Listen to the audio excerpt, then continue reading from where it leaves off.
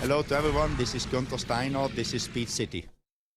Welcome back to the fastest hour in radio, Speed City. On the throttle a lot of the time, aren't they? Getting it turned with the right foot rather than the left foot. But must say, actually, a shout out here. I will ask him about it if I grab him.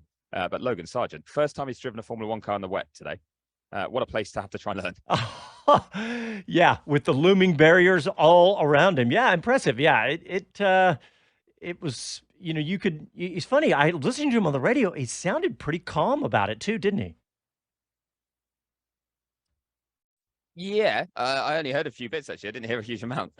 But yeah, I think he knew what the challenge would be as well when he finally had to deal with wet conditions in an F1 car. Probably wouldn't have wanted it to be here. And I don't think the team would have put too much expectation on him to do anything special, because realistically, all you're going to do is end up in the wall in Monaco if you try and show off in the wet. So the one that actually caught my eye, maybe of the rookies more, was Oscar Piastri keeping Lando Norris honest for most of the race.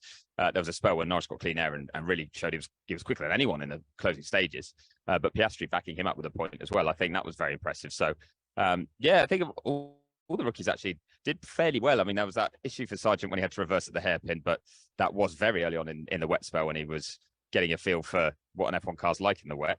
And he did get a bit beaten up with a few moves when Williams was struggling. But the fact that Albon got overtaken as well, I think showed how much they were struggling with their tyres. So we'll see. Logan's just heading this way now. I don't know if he'd be up for a debrief. I'll have to chase him down the paddock if we're going to do that. But yesterday he was polite enough to say that he's always got time for me. So I don't know if he has today. Yeah, he's got a meeting. So I'm going to chase him down the paddock just to say, Logan, how was your first experience of a Formula One car in the wet?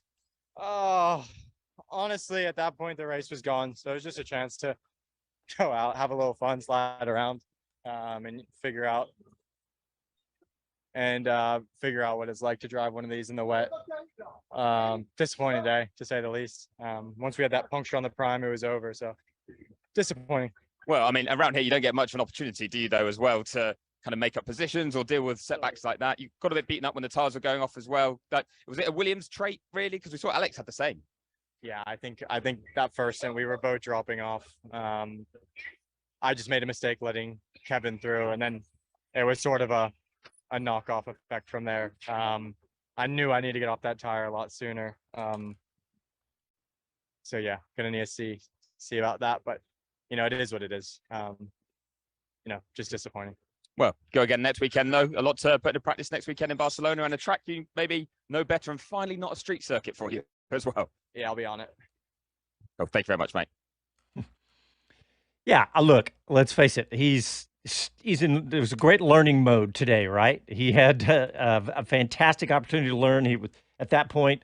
Something had gone wrong with the tires. We talked about before you got on, Chris, but the Williams tires just looked like they had a major problem before anybody else. But a learning experience. But it looks like.